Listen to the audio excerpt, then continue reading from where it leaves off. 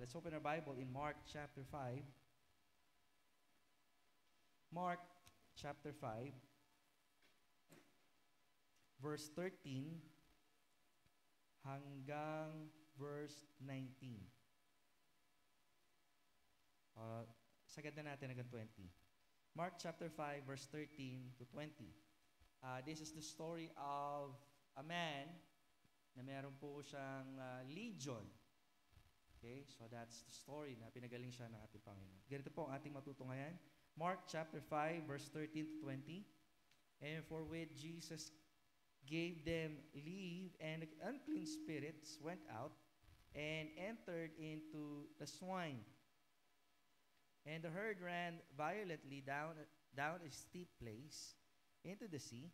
They were about 2,000 and were choked in the sea. And they that fed the swine fled and told it in the city and in the country, and they went out to see what it was that was done.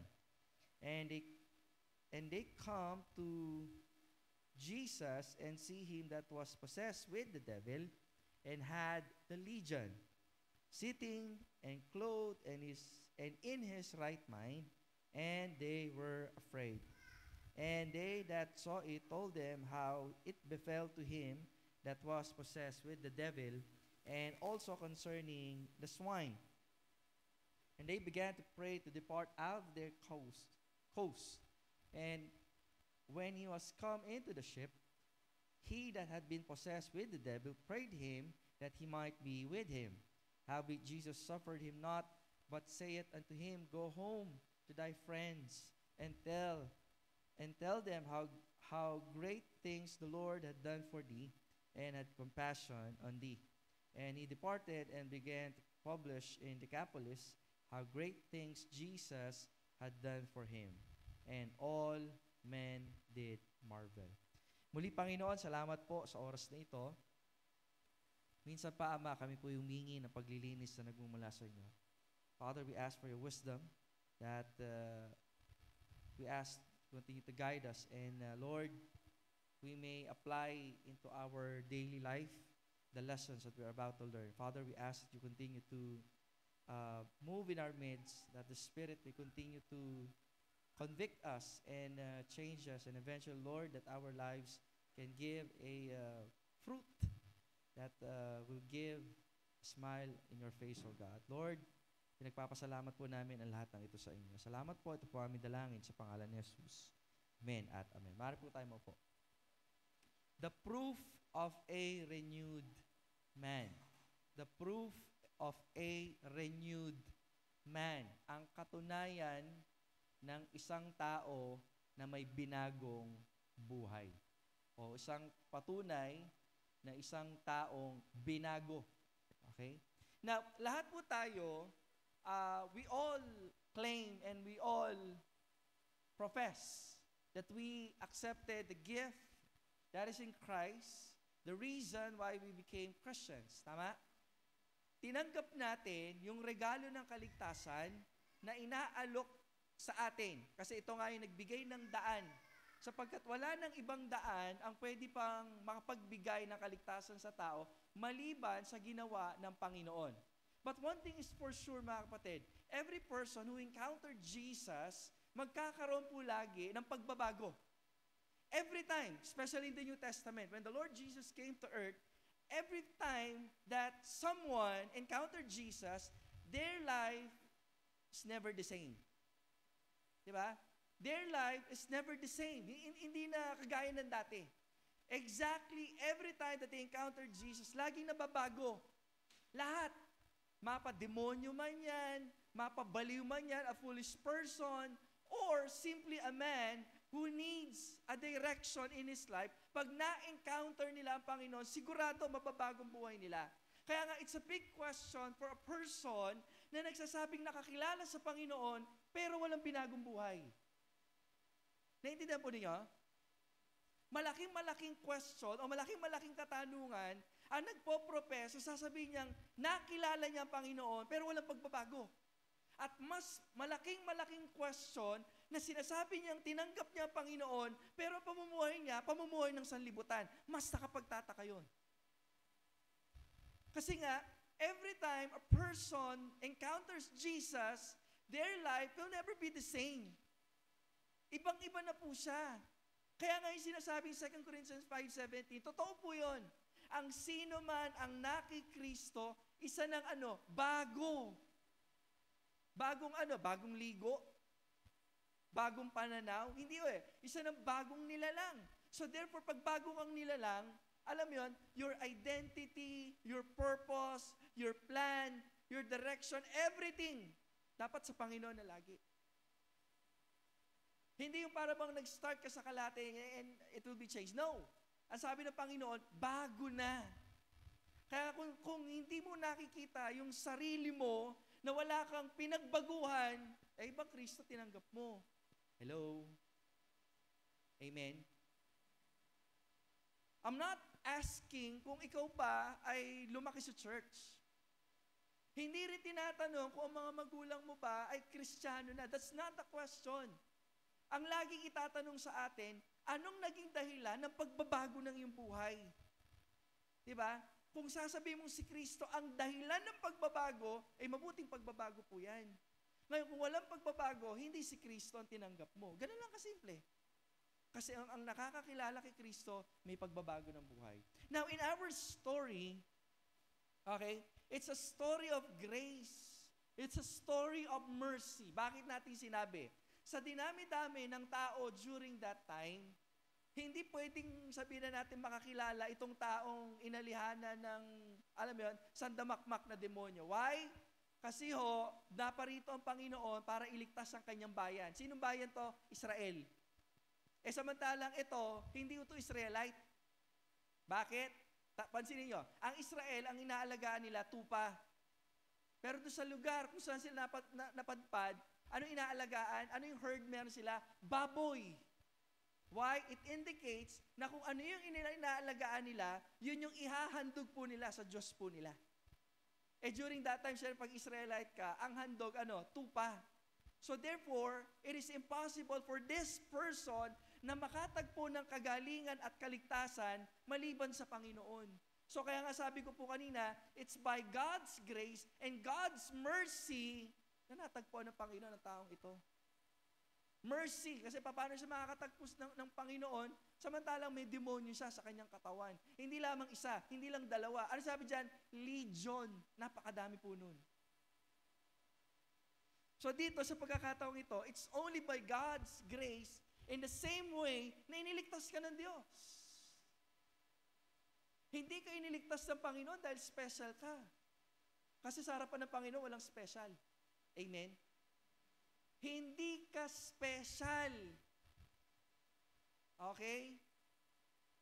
Walang special sa atin.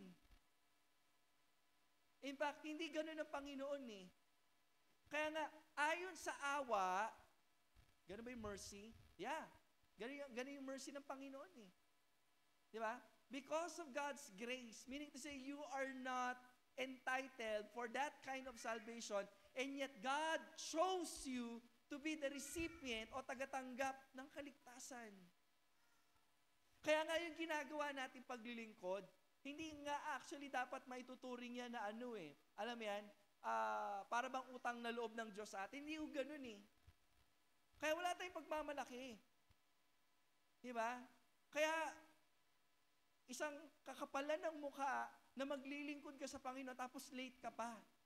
Nagigets po ninyo? Kasi hindi yan ang nararapat na handog, hindi yan ang nararapat na pagsamba sa Diyos na naawa at nagbigay ng biyaya sa iyo. Amen? You should understand that, mga kapatid. Kasi madalas, sa mundong ito, ang feeling nila, when they go to church, they are entitled to everything. Pag hindi maganda yung awitin, katsura naman yun. Bakit? Para kanino ba ang awitin? Pag napahaba yung service, magagalit. Bakit? Para kanina ba yung service? Pag may giving, nagre-reklamo. Bakit? Para kanino ba natin ito ginagawa? Everything that we have, we consider it na hindi sa atin, kundi sa Diyos. That is why we become a what? A faithful steward. So kapag hindi ka nagiging mabuting katiwala ng Panginoon sa oras, sa lakas, sa talino, sa talento, and even yes, sa kayamanan, hindi tayo nagiging mabuting katiwala ng Panginoon. So dito mga kapatid, tingnan po natin Ang sabi kasi dito, ganito. Okay? Verse 5, chapter 5, tingnan po natin.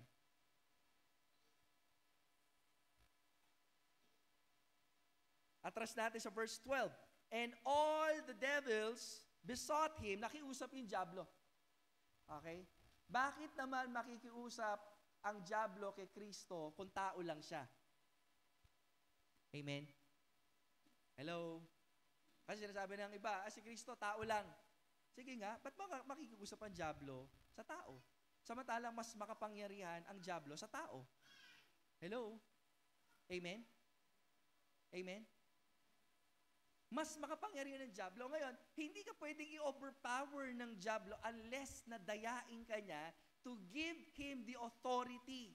Kaya nga maraming tao na possess ng devil, una, wala sila sa Diyos. Pangalawa, nadaya sila ng kaaway. Dahil wala nakatira sa kanilang mga puso, so naturally, sinong tatahan dyan? Diablo. At ang buong mundo ngayon, they are, alam mo yan, somehow, okay? Somehow, pag-aari sila ng diablo. Because pag namatay sila na malayo sa Diyos, impyerno ang bagsak po nila. Bakit? Malayo sila sa Diyos Nagigets po niyo? Nagigets? Amen? So ngayon, nakiusap ang mga diablo kay Kristo. Sabi niya, instead na parusahan mo kami, indicating that Jesus has what? Power. Okay? So anong request po nila? Send us into the swine that we may enter into them. So I want you to understand this. Tandaan nyo, ang illustration lagi ng mga taong nakakilala sa Panginoon, they are sheep. Amen? If the Bible, gumagamit siya ng language ng mga hayop pertaining sa ahas, sa aso, sa baboy, these are what? Non-Christian. Kambing. Pero pag sinasabi laging tupa, Lord yan. Nagigets? So ngayon, sino lamang yung pwedeng pasukin itong mga hindi nakakilala sa Panginoon? Okay? So anong sabi dyan? Ano yung ginagawa ng kaaway? Tingnan po natin. That we may enter into them. Pero hindi naman sila papasok without the permission ng tao at sa kasong ito, without the permission of Jesus. Pero dahil hindi naman tao yan, wala namang kaluluwa mga hayop Amen? Oho, kahit yung mga paborito yung alagang aso, hindi mo pupunta ng langit yan kasi wala silang kaluluwa. Pero just to be clear, they have spirit. Kaya nga pwede rin silang gamitin ng dark side Okay? Amen? Oho, hindi yung kaluluwa ng lolo nyo papasok sa aso. Wala akong ganun. Ha? O di ka, may nakita kayong paru-paro, ay, ingkong mo yan. Paano mo naging lolo yan? Walang ganun, Hindi yan pumapasok. Alam ko, pag galit kayo sa tao, mukha silang ahas, mukha silang kabayo, pero tao pa rin yan, mukha lang. Pero yung mga talagang kabayo, wala. Okay, wala silang kaluluwa na pwedeng pumunta ng langit or para nakakuha yata nila sa kante, kung di ako nagkakamali, yung aso daw pumupunta ng langit. Wala hong ganun. Okay, just to be clear. Sinaitra ko lang. So, tuloy po natin. Verse 12. And all the devils besought him, verse 13, and for which Jesus gave them leave, or binigyan sila ng authority. Okay? And the unclean spirit, notice, unclean spirit, okay, went out and entered into the swine. Pumasok. Tingnan ginagawa ng kaaway. Sa hayop to anong ginawa ng kaaway? And the herd ran violently. Magulo. Ang taong wala sa Panginoon, magulo. Ang taong anak ng diablo, magulo. Tapos ibo-boyfriend ninyo? Tama ba? Ang taong wala sa Diyos, magulo. Pastor, pogi yun, tsaka yung magana ka. Pwede nito. Magulo nga saka pa magulo. Nagigets niyo? Sabagay, sabi nga natin, ang dumirinig ng tinig ng Panginoon, sa Panginoon yan eh. Tama? Sabi ng Bible, my sheep hear my voice. Pwede makarinig lang ng tinig ng Panginoon. Ano daw? Baboy ba? Kambing ba? No. Sabi doon, my sheep, sabi nga kanina, hear my voice. Why? Because God is the shepherd. Tama? And if you're the child of God, you are described as sheep. And the sheep, isa sa katangian niya, alam niya yung boses ng Panginoon at hindi susuway yan. Amen? Yung kagalakan niya, yung desire niya, yung pangarap niya, yung plano yan, hindi yan sa sanlibutan. Kasi nga, marunong makinig, saan? Sa pastol. You are the sheep. You know the voice of the shepherd. And you follow them. Ama? Yan ang sabi ng Bible eh. My sheep hear my voice and I know them and they follow me. And if you're not following the shepherd, baka hindi ka sheep. Ganun lang naman yan eh. Kasi sabi, ang linaw eh, tama? Alam ng shepherd yung kanya. At yung kanya, sabi niyan, alam niya yung tinig ko. At dahil may relationship yung shepherd sa sheep, alam niya na yung sheep na yon susunod. Pag hindi sumusunod, may problema. Tama? Alam niyo kung bakit merong tungkod yung shepherd? Ano yung tungkod ng shepherd? Meron siya pag ano, tama? Natural ho yun. Kasi in the Old Testament times, pag ang sheep, sa katigasan ng ulo niya, nahuhulog sa bangin, yung pangkalawit na gano'n, ikakawit sa may ibaba, doon sa paanan para makuha yung sheep. Nagigets? And sometimes, dahil sa sobrang kulit, binabali niya yung paa. Okay? Para at least hindi na makatakbo at nandun sa pangangalaga ng shepherd. Why? Kasi nga tupa siya eh.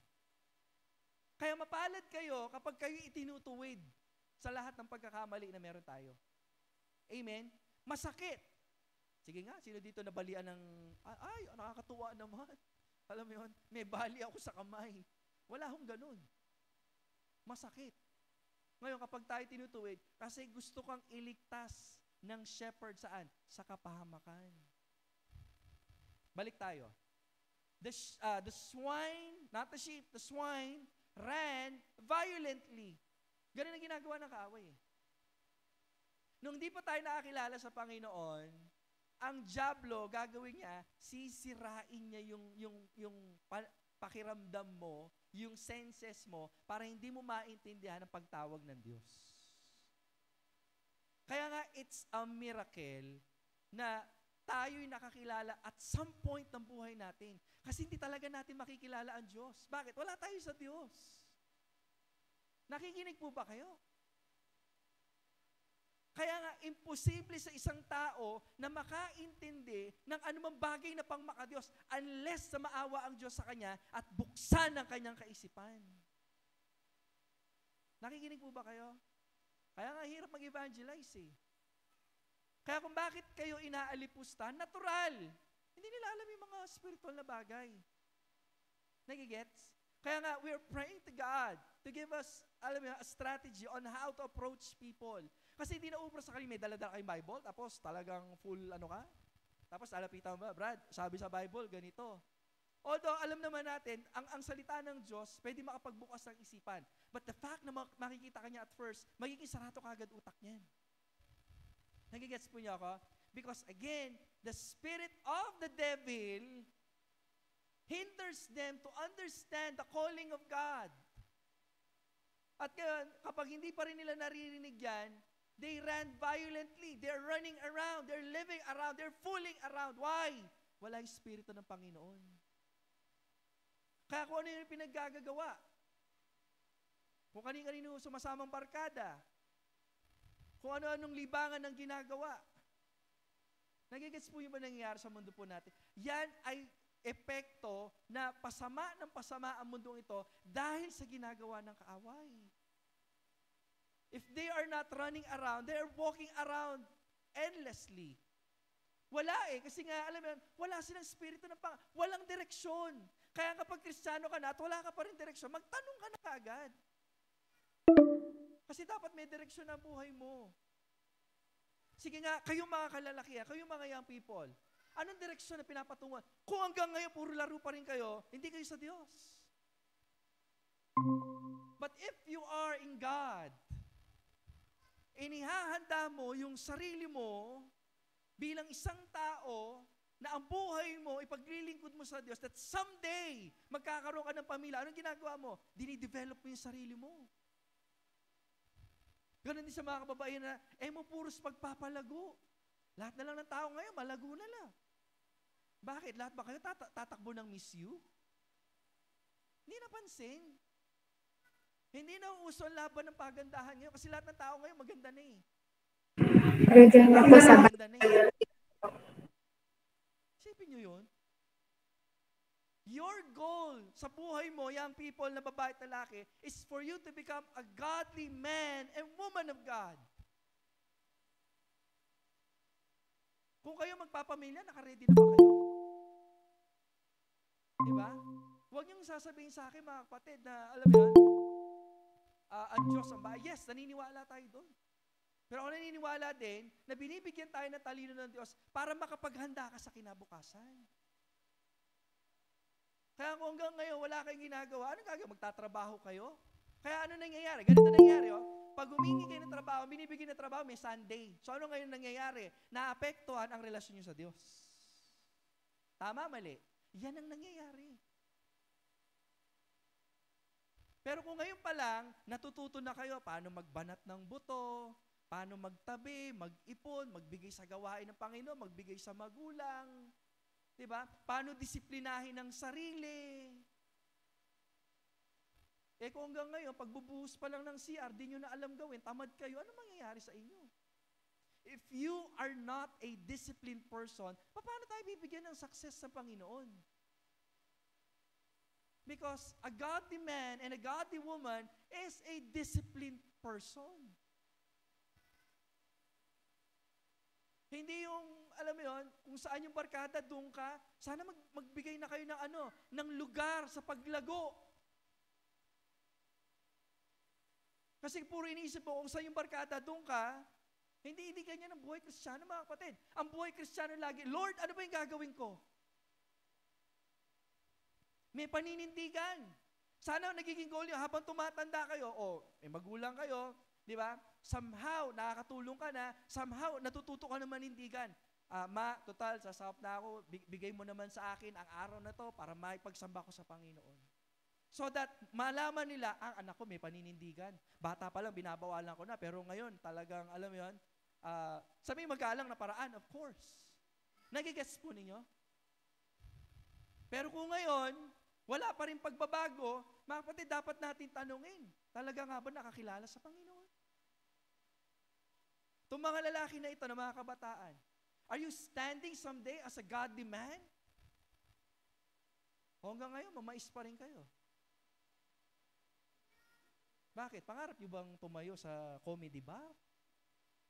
Nagigets po ninyo ibig kong sabihin? How would you become a godly man of God? Kung hanggang ngayon, wala tayong paninindigan. Alam nyo, nangyayari, sabihin ko sa inyo, kung bakit up to now, wala tayong ministry sa mga nakakatanda, sa attendance pa lang sumasabit na eh. Magkakaroon lang ng panibagong ministry pag na-develop na ang attendance, ang prayer life, ang devotional life. Especially the men. Gusto nyo ba maging ganun ang buhay nyo someday? Na pagkatapos ng young people, alam nyo, pagtanda niyo, wala na lang. Total, kayo na mo, anak kayo mo rin eh. Hindi ganun ang katwiran, mga kapatid. Hanggat may lakas na ibinibigay ang Diyos, dapat ipaglingkod mo yan sa Panginoon. Amen? Ngayon, kung buong buhay mo na lang, alam mo, puro entertainment na lang, hindi pagdating ng pagsubok, pagdating ng problema, bumibigay ka kagad. Kasi nga, kung bakit ko po isiningit to, kasi nga, ginagawa ng kaaway sa hindi mananampalataya, wala lang, paikot-ikot lang ang buhay niya, walang kwenta. Pinoproblema, sila rin naman ganun eh. Ay bakit hindi yung unahin ang gawain ng Panginoon? Tama?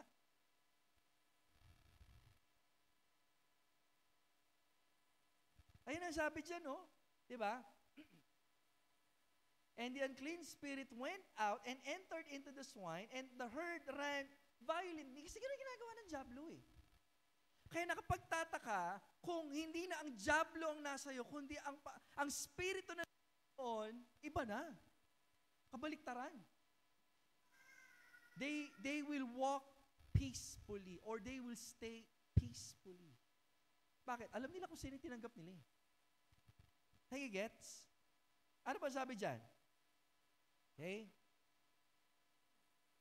And the herd ran violently down a steep place and into the sea. Ganun ang ginagawa ng kaaway. So, kapag di mananampalataya to pag di ka mananampalataya, ginugugol mo yung buong buhay mo, na malayo sa Diyos, lahat ng gusto mo, susundin mo, wala ka sa Diyos eh. Hello, nakikinig ko ba kayo? Lahat ng gusto mo, susundin mo. Gusto mo ng maraming, alam mo yan, kasikatan, kayamanan, and at the end of the day, ang gusto ng diablo, mamatay ka, na ganyan lang ang sitwasyon mo. Kaya nga illustration dito, tingnan nyo, okay? 13. And the herd ran violently down a steep into the sea. In short, ang sabi dyan, and were choked into the sea. They were choked to death. Ang gusto ng kaaway, maging matagumpay ka sa mundo, yes, okay yan. Maging mayaman ka, yes. Okay, maging mayaman, basta malayo ka lang sa Diyos. Nakikinig kayo? Okay lang maging matalino, magpakamatay ka sa kakaaral, sige, basta walang Diyos. Ganun ang kaaway. Ngayon, pag may spirito ka ng Panginoon, iba. Ang focus mo sa Panginoon at sa Panginoon lamang. Nag-aaral ka, yes, nag-excel, yes, pero hindi napapabayaan ng Panginoon. Amen? Naging successful ka, okay, sige, sa trabaho. Dahil faithful ka sa Panginoon, pinagpipray mo, kahit pa paano mag-stay, kasi nga, doon ka kumukuha ng income, but to the point na natanggal ka, hindi ka malulungkot. Bakit? Alam mo na nasa Panginoon ka. That's the difference. Kaya hindi, wag ko kayo ma-frustrate kapag ang mga kaklase niyo mas nagtatagumpay sa mundo, kasi sa mundo yan. Iba yung standard mo ng success. Ang laging relationship mo sa Panginoon, Lord, ang masunod ko, ikaw, sapat na. Pastor, may gantimpala, may pagpapala, wag mong intindihin yan. Si Lord ang bahala sa iyo. Basta ang intindi mo, maging matapat ka sa Kanya. So, ano nangyari dyan? Namatay. Okay? Now, tingnan natin yung nakakilala kay Lord. Okay? So, kapag may espiritu ka ng Panginoon, wala na yung espiritu ng diablo. Tama? Tama? Pag wala ka kay Lord, espiritu ng diablo nasa iyo. Ganun lang yun. Hindi pwedeng dalawa. Kaya nga sabi ng John 8:44, ano sabi doon? Kayo'y sa ama ninyong diablo. Tingnan nga natin.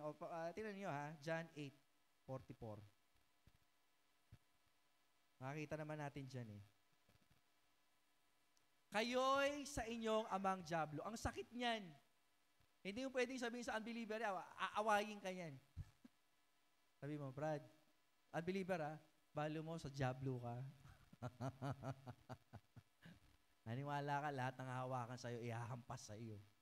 Huwag niyo sasabihin sa kanila yan. That's the truth. Masakit yan. Pero kung hindi niyo ka-close, huwag niyo sasabihin. Ha? Pero that's the truth. At ang nais ng inyong ama, ang ibig niyong gawin. Ano bang nais ng kaaway? Gusto niya maging maging successful ka in a worldly standard. Ganyan ang ino-offer ng mundo. Ang ino-offer ng mundo, ganito. Basta wala kang inaapakang tao, gawin mo lahat ng... Wow! Ano ang motto ng Nike? Just do it. Tama? Siya ay mamamatay tao buhat pa ng una, kagaya ng nangyari dito sa mga swine. Hindi na nanatili sa katotohanan. Totoo yun. Alam, sinungaling ang diablo. Kunwari, bibigyan ka ng kasiyahan, pero hindi ang kaligayahan. Bakit? Temporal lang eh. Masaya ka kasi barkada ka, di ba? Meron kang account sa Facebook, sa TikTok, sa Viber, lahat ng multimedia, pero alam mo, maraming tao kahit meron silang mga ganyan, malungkot pa rin sila. Kasi nga, ang gusto ng kaaway, mabuhay sila sa kasinungalingan. O hindi ba? Kaya nga tayo nagpapaano ng maraming likes eh. But in reality, that's not the real life. Gusto lang natin yung like. Kasi ganyan ang kaaway. Okay? Sapagkat walang katotohanan sa kanya. Ganyan ang kaaway. Parang, may kakasal ako eh. Yung mga nakikita nyo sa mga wedding picture, yung asaya-saya nila, sweet-sweet nila, naku, hindi nyo nakikita yung totoong buhay. O paano nag-aaway yan? Pag walang pera, diba? Kapag yung isa may topak, hindi yun ang katotohanan. Hindi ibig sabihin na hindi maganda. Yun yung realidad. Pero nagmamahalan dapat yan kasi nagkaroon sila ng sumpaan sa harapan ng Diyos. Ang tawag doon, commitment. Kaya yung nangyaring sweet-sweetan sa mag-boyfriend, hindi yung totoo yan. Ano sabi dyan? Sapagkat nagsasalita siya ng kasinungalingan, ay nagsasalita siya sa ganang kanya sapagkat siya ay isang sinungaling. Nito. Ano nga kasi si Jesus? John 14:6. I am the way, ako ang daan, I am the truth, ako ang katotohanan. Diba? Si Jesus ang daan patungo sa buhay, patungo sa Ama. Ang dyablo, saan ang daan yan? Magulo!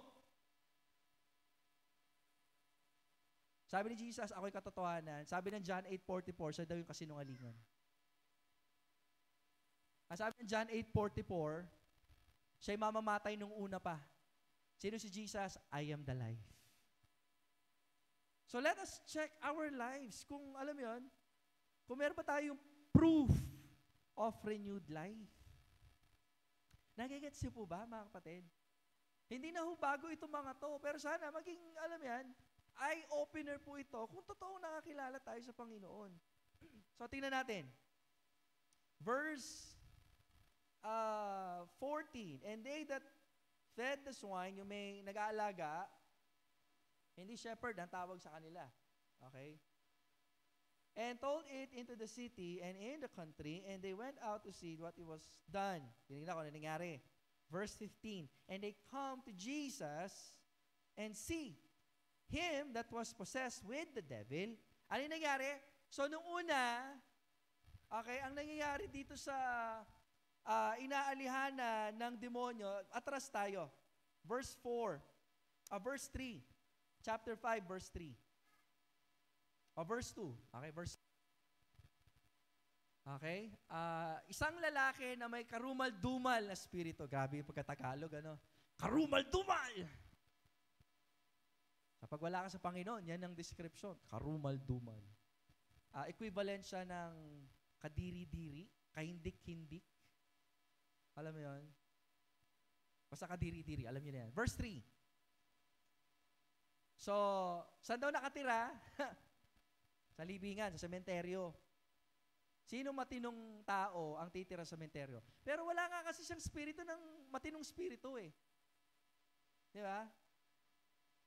Yan yung lugar niya. Maganda na sa kanya yan. Sino may hindi makagapos kahit tanikala?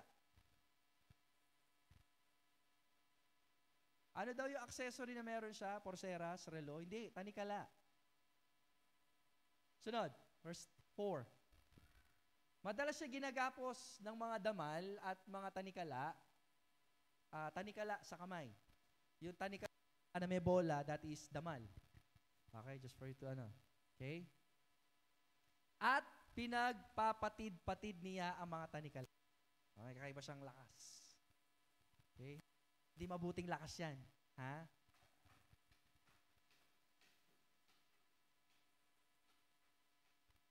At walang taong may lakas na makasupil sa kanya.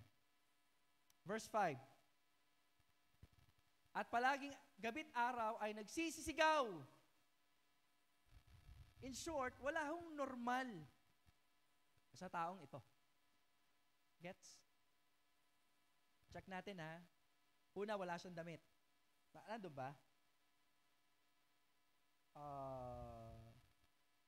Sa ibang ano yata ito, okay? In John yata nakasulat doon. Nagsisisigaw sa mga libingan at kabundukan at sinusugatan ang sarili. In short, wala siya sa tamang pag-iisip. Bakit? May demonyo eh. Bakit ko po sinasabi ito?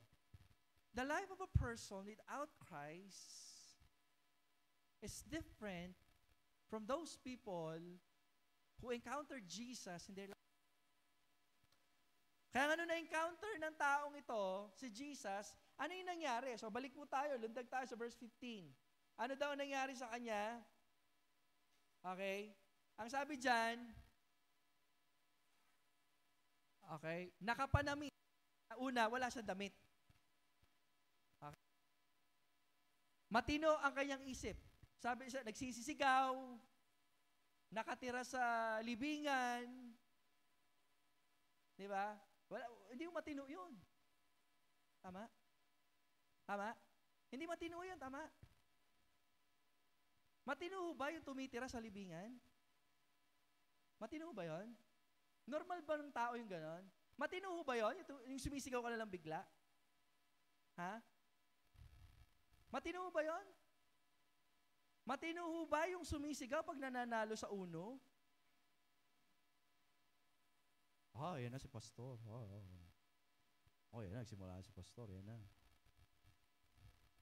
Normal ho ba yun? Normal ho ba na ma-addict tayo sa isang bagay na hindi man lamang nagbibigay ng ganap na katalinuhan or sabihin na natin paglapit sa Diyos kasi nga yun ang goal ng buhay eh. Kung ang isang bagay nagbibigay sa'yo ng improvement, okay. At mas lalong nagiging okay kapag yan ay nagbibigay ng kapurihan sa Diyos. Yung improvement sa'yo, that's natural. Pero hindi na tayo natural eh. We should walk in godliness. Tama? Kaya nga, it's very sad na dapat ang ginagawa mo godly, sa buhay mo worldly. Hindi pwede yun. Kasi nga, na-encounter mo na si Jesus. Wala kasi sinabi dito, nung na-encounter si Jesus, sabi doon, kumakain siya ng kadena, sinabi ba yun? Walang ganun. Kasi sabi dyan, matino ang isip. Tama? Matino ang kanyang pag-iisip, siya'y nagkaroon ng isang pulutong at sila'y nang ito. 16 nga. Wala dyan.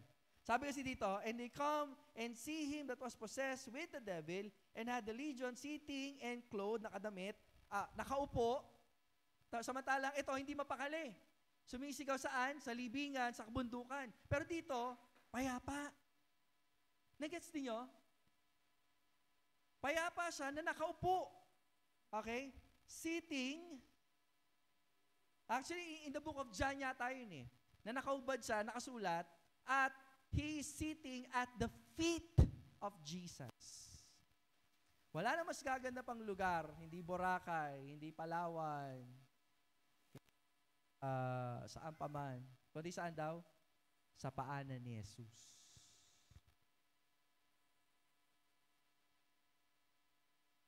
And in his right mind, and they were afraid. Pag hindi ka kasi nakakilala sa Panginoon, it's very unnatural for them. Okay? Tinutukoy kasi dito yung mga taong, alam mo yun, binalitaan nung nag-aalaga nung mga kawan ng baboy. Binalita sa city. And then yung city naman, nagpunta kay Jesus. Natakot sila ngayon. Kasi hindi nila maintindihan eh. Dahil sabi ko nga, ang taong walang spirito ng Panginoon, hindi nila naiintindihan. Pero tayo, naiintindihan. Naiintindihan niyo, tama? Yun. Amen. So ngayon, ano makita po natin dyan? Tingnan natin. And they that saw it, how it befell to him that was possessed with the devil, and also concerning the swine, kinuwento. And they began to pray. Na-request nila kay Lord. Actually, response sa mga taong ito, gumaling yung tao. Instead na maging joyful sila, maniwala sila kay Christ, opposite yung nangyari. Nirequest nila si Jesus, they prayed to Jesus that, ano sabi dyan, to him or him to depart out of their coast. Jesus, lumayas ka dito. Diba? Ganyan na kay Lord eh. Ganyan yung mga malayo kay Lord eh. Diba? Ngayon dito tayo papasok. What is the evidence of a person of a renewed spirit? Number 1, we need to check our faith if it is correct. Kinakailangan po natin itama ang ating pananampalataya. Okay, we need to check our faith. Now, nung ang taong sinasapian ng demonyo, pinagaling, ano na yung pananampalataya niya? Sumunod kay Jesus. Hello? In short, hindi question kung ano yung tatanggapin niya. Walang ganun. Sa taong iniligtas sa isang tiyak na kapahamakan, hindi mo itatanong kung ano yung meron o wala. Ang gusto mo lang, sumunod doon sa nagligtas sa iyo. Tama? Tama? Hello? Kaya i-check niyo yung pananampalataya. Ba't tayo sumusunod kay Lord? Dahil naintindihan niyo, kapag na kay Lord, ibibigay niyo yung gusto mo. Maling pananampalataya. Yan. Maling-mali ho yan. Kaya sumusunod sa Panginoon kasi hindi kita tatablan ng sakit, mali ho yun. Prone tayo sa sakit. Amen?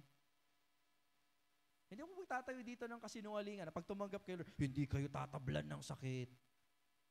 Pag binaril kayo, mabubuhay kayo. Wala akong ganun. Ano yung tuturo, Pastor? Pag binabaril ho kayo, umilag ho kayo, tumakbo kayo. Mamamatay ho kayo. Tama? What's the point? The point is, we are subject to sickness and even death. Pero ibig sabihin nito mga kapatid, kahit na tayo'y magkasakit, mamatay, igugugol natin ang buong buhay natin sa paglilingkod natin sa Diyos. Kasi karapat dapat siyang pasalamatan sa kaligtasan at buhay na ibinigay niya sa atin. Amen? Hindi kayo nag-amen eh. Bagay, mag-amen man kayo hindi, yun ang katotohanan. At kapag kayo ay hindi nagagalak sa katotohanan na yan, walang problema sa Diyos. Malaki ang problema mo. Amen? Pangalawa, change your lifestyle that do not conform to God. Change your lifestyle that do not conform to God. Baguhin nyo na yung pamumuhay ninyo. Kasi tinama na yung pananampalataya eh. Hindi ibig sabihin nun, hindi na magtatrabaho. Hindi ibig sabihin nun, problema. Mararanasan pa rin to, pero ang pamumuhay natin, ang character natin, pagkapit natin, kay Lord pa rin. Amen? Nalugi ka sa negosyo. Praise the Lord. Lord, pinag-pray ko naman to sa iyo eh. Siguro may mas maganda kang plano. Wala akong gagawin, kundi magtiwala sa iyo. Hindi magrereklamo ka. Kasi pag nagreklamo ka, you are not conforming to godly standard. Meron ba ganun sa Bible? Meron, kaso madalang lang. Diba? Si Joseph, si Daniel, amen? Si Joshua, si Caleb, ilan lang, pero at least kahit papaano, si David, kahit na sila ay dinadaya, tinatapakan, inaalipusta, hindi sila naging mapaghigante, hindi sila naging mapagmataas, hindi sila nag-self-pity. Ay, kawawa naman ako. Anong ginawa nila? Nagtiwala sila sa Diyos. Kaya itong taong ito, nung naligtas siya, anong goal niya? Sundan niya ang Panginoon kahit saan siya. Ngayon, gusto niyang baguhin kasi yung buhay niya eh. Na dati-dati siguro wala to sa Panginoon. I don't know. I don't know the reason why for somehow, alam mo yun, sinaniban siya ng legion of devils. Pero gusto niyang baguhin yun.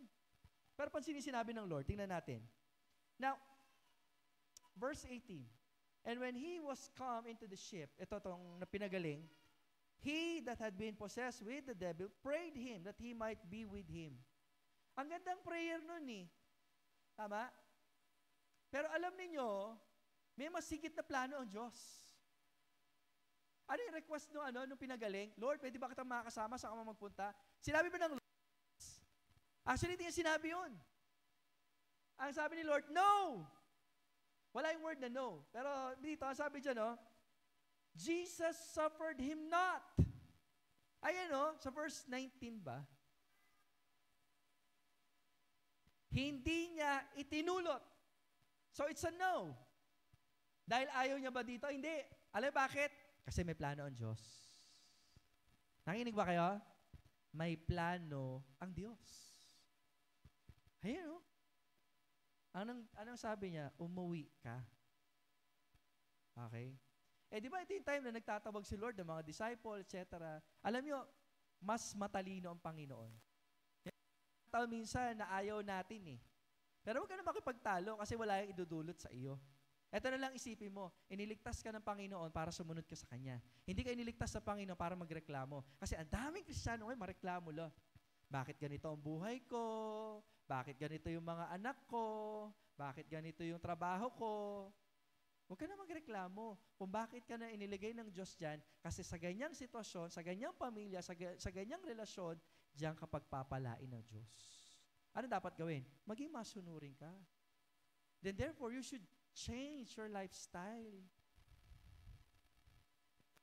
Ika sa inyong bahay, sa inyong mga kaibigan, at sabihin mo sa kanila, anong gusto yung mangyari? Mag-evangelize siya. Anong sasabihin niya? Ito yung message. Sabihin mo kung anong ginawa ng Diyos sa iyo. Kasi hindi pa naman kompleto yung gospel message dito eh. Okay? So testimony ang ginamit. Pero sa atin, yung gospel. Okay? Yan ang sabi dyan, sabihin mo sa kanila kung gaano kadakilang mga bagay ang ginawa ng Panginoon sa iyo at kung paanong kinaawaan Kanya. In short, the hand of God, the plan of God, yan ang ikukwento mo. Legend has it. Ito, labas tayo sa extra biblical literature. Ang mga archaeologists, nakatagpo sila ng church. Baba mo nga sa 20. Sa Decapolis. Ayun. Sa isang lugar sa Decapolis. At natagpuan nila yung mga may tawag sila dun eh. Mosaic. Mosaic ba ang tawag doon? Yung pinagpira-piraso. Dedicated sa taong ito na pinagaling ng Lord. So meaning, nakapag-build ng church time. In short, naging matagumpay itong taong ito. Bakit? Sumunod siya kay Lord eh. Merong isang church doon. Galing, no? Bakit? Kasi ang sumunod kay Lord, hindi ka mabibigo. Ang desire na kasi, Lord, gusto kong sumama sa iyo eh.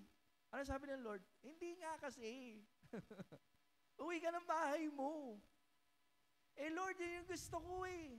Hindi yun ang gusto ko. Sundin mo yung gusto ko. Wala yun sa Bible, pero at least, somehow you will understand na ito ay hindi laban ng gusto mo at gusto ng Lord. Hindi. Ang gusto mangyari ng Lord sa'yo, sundin mo yung gusto ni Lord. Kasi yung gusto ni Lord, sa ikakabuti mo, hindi mo ikakapahamak. Hindi tinatanong dito kung gusto mo eh. Kaya ngayong pananampalataya, it's not about your feelings. You should obey God no matter what. Kahit ang ibig sabihin pa niya, pag-aaral mo, trabaho mo, pangarap mo, dahil sinabi ng Lord, susunod ka. Amen. What if sinabi ng Lord sa iyo, are you willing to follow Christ? Or susunod ka sa Lord? Siyempre, hindi ako sasagot nun. Kayo ang sasagot nun. Actually, every day is, a decision we have to, make. We have to decide. Prayer meeting. Ay, matamad ko ata. Nakayagawang ko.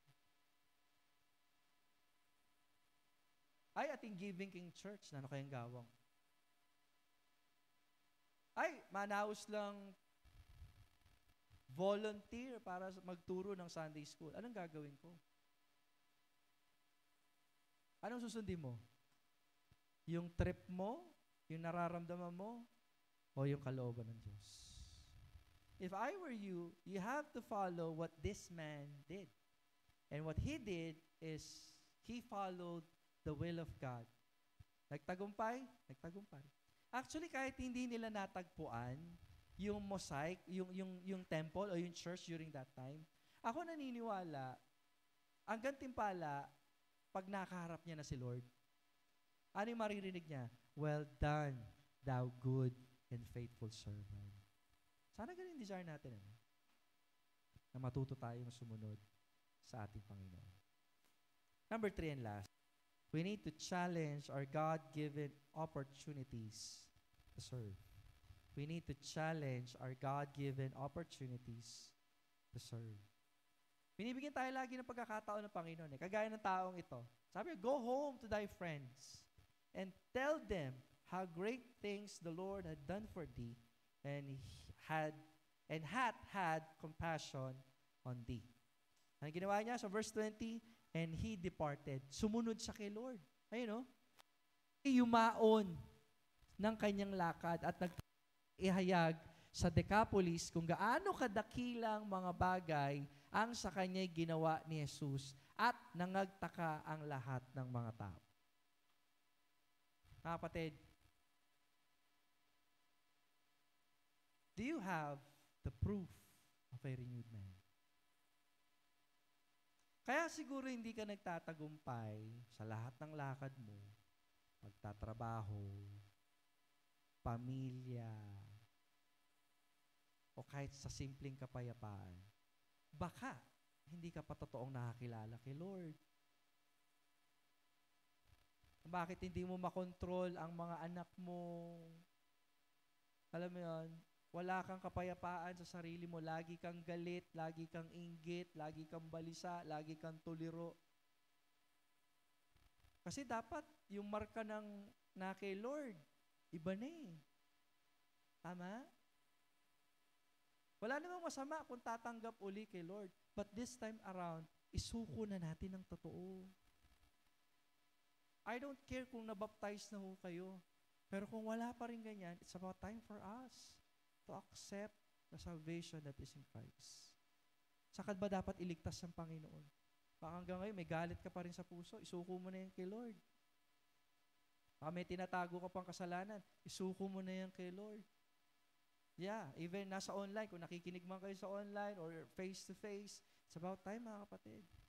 Kasi wala kang patutunguhan hanggat hindi mo nagagawa yung basic. Amen? Huwag muna yung pagpapala, mga kapatid. Hayaan yung pagpapala. Dadating din yan. Amen? Kasi kapag nagkaroon ka na ng totoong kaligtasan, magkakaroon ka na ng totoong paninindigan. At may paninindigan ka na, maiintindihan niya ng mga tao nakapaligid sa'yo, kahit mga anak mo. Diba? Susunod yan sa'yo kasi alam nila na ang tinatayuan mo, totoo. Kung bakit ang hirap sumunod ng mga kabataang lumaki sa church, kasi hindi nakita sa magulang.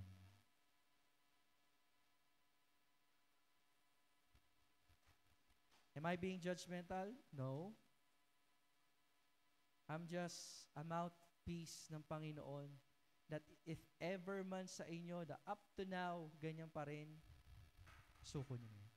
Ngayon, kung anak ka naman at tunay na nakakilala sa Panginoon yung magulang, at hanggang ngayon, pasaway ka pa rin, kinakailangan mong tanggapin uli ang Panginoon. Kasi ang na kay Lord, they're not running around foolishly, violently. Ang na kay Lord, may kapayapaan. Hindi na suplada. Amen? Yung binati ka, diba? Mandam yan, sukli. Diba? Mandam yan, sukli. Ay bugmeng kanan. Mandam yan, sukli. Suko na natin yan, ha? Baka lang, Just to be clear.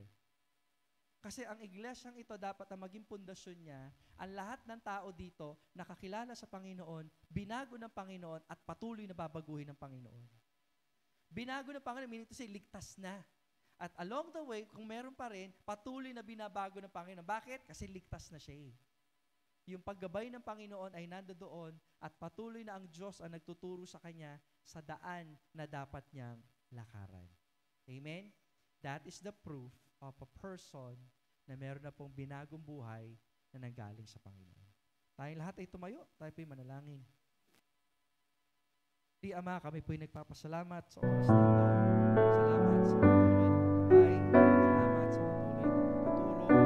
Dalangin po namin, Panginoon, sa bawat tenga na nakinig. Ngayong araw ito ay patuloy na sumuusap. At dalangin po, magdulot po ng pagbabago ng bunga sa mga tao hindi po nakakakilala sa iyo. Father, we ask that the true change na patuloy na managana sa bawat pananampalataya. Dalangin ko po na magbigay ito ng kumpiyansa. Kung meron pa rin hanggang ngayon na dala-dala mo ang mga tao na hindi pa rin nila naisusuko, patutunan mo naman nila itong bitawan. Ito man ay games, activity, relationship, patutunan po namin bitawan ito at ipagkatiwala sa iyo. Lord, ang pag-aaral at pagtuturo, andyan lang. Pero pinaka-mananatili sa buhay ng mananampalataya ay kung paano kami naglingkod sa iyo. Tulungan niyo po kami na magampanan may katapatan paglilingkod namin sa iyo. Salamat, midalangin sa pangalan ni Jesus. Amen. Salamat po.